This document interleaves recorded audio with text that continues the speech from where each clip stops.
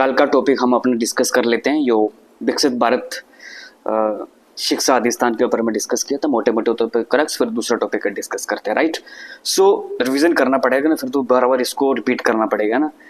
तो ये जो विकसित भारत शिक्षा अधिष्ठान है, इसने कुछ बॉडीज हैं जो एग्जिस्टिंग रिप्लेस किया है। इन्होंने किसको किया है? यूजीसी हो गया, जैसे यूनिवर्सिटीज ग्रांट्स कमीशन हो गया। उसके बाद all India council for technical education, right. उसके बाद फिर तीसरा नंबर है ये अपना national council for teacher education. कौन सा बताया था मैंने? एक टीचर के लिए बताया, teacher education, technical education and UGC, right. ये याद करने का। तो इसका फंक्शन क्या रहेंगे, इसकी जो कमीशन इसका फंक्शन रहेगा मैंने बताया था, एक स्ट्रेटेजिक डायरेक्शन के लिए, उसके बाद एक मतलब डेवलपिंग करना रोड मैप, ठीक है, for transforming higher education institutions वगैरह जो मैंने बताया था। उसके बाद फिर मतलब सजेस्टिंग करना है कि क्वालिटी क्या रहेगी एजुकेशन, हायर एजुकेशन की, ये कुछ मतलब काम करेगा, ठीक है, ये मैंने बताया था। तो आज का हमारा टॉपिक है एक जो हमारे अभी प्राइम मिनिस्टर जो इंडिया के श्री नरेंद्र मोदी, जो विजिटिंग थी, मैंने बहुत दिन से पढ़ रहे हैं, 1-2 दिन से पढ़ रहे हैं कि इनकी विजिटिंग चल रही है अपना जॉय करके। जॉय मतलब JOE, जे मतलब जॉर्डन, ठीक है, उसके बाद ओमान एंड यूथोपिया, राइट। तो ये इनकी विजिटिंग थी। तो इसमें आज ओमान के लिए हम लोग डिस्कस करेंगे, जो इनको साइन किया गया यहाँ पे अभी कॉम्प्रिहेंसिव इकोनॉमिक पार्टनरशिप एग्रीमेंट का जो साइन किया गया। तो ये याद रखने का सेपा है ना, सेपा जो अभी साइन किया गया इसके ऊपर। तो बाकी मतलब अभी टैक्सेस भी फ्री कर दिया गया, यानी फ्री ड्यूटी एक्सेस कुछ जो गुड्स हैं 99% थे जो इनके ऊपर कर दिया गया ना।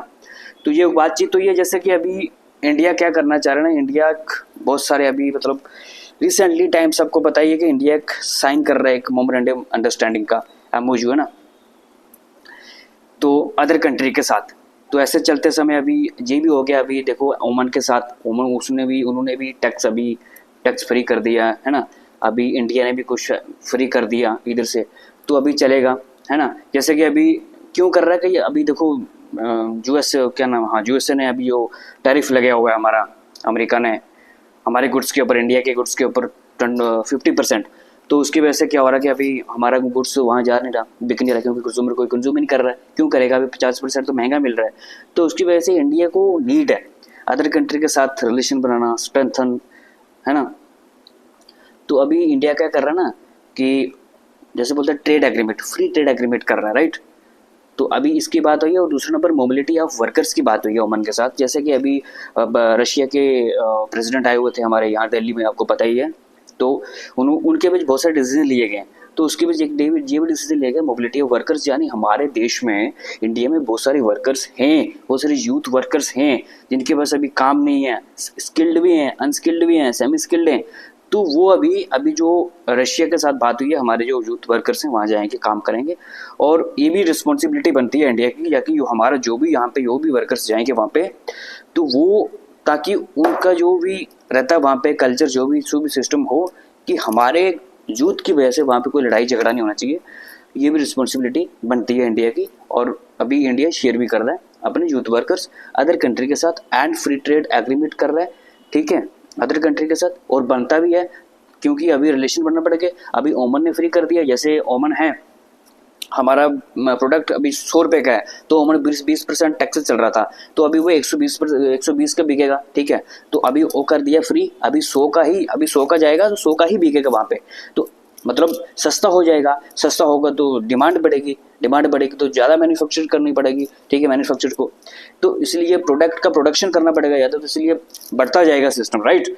तो इसकी वजह से चलते हुए अभी इंडिया क्या कर रहा है, फ्री ट्रेड एग्रीमेंट कर रहा है अदर कंट्री के साथ, ताकि हमें कोई फर्क ना पड़ेगा यूएस कितना भी टैरिफ लगा ले, कोई फर्क ना पड़े, 50 लगे कुछ भी लगे, हमारा काम तो चल रहा है। लेकिन क्यों पहले हमारा इतना सबसे ज़्यादा जो बिजनेस चल रहा था यूएसए के साथ चल रहा था, अभी तो मतलब डाउन हो रहा है टैरिफ की वजह से, तो हमें अदर कंट्री में जाना पड़ेगा। इसकी वजह से क्या हो रहा है, फ्री ट्रेड एग्रीमेंट इंडिया कर रहा है। ये आज का टॉपिक था ओमान के साथ जो अभी बातचीत चल रही थी। बाकी देखते हैं क्या होता है। सेपा याद रखने का, मोबिलिटी ऑफ वर्कर जो मैंने बताया ये याद रखने का, क्या होते हैं मोबिलिटी वर्कर्स, है ना।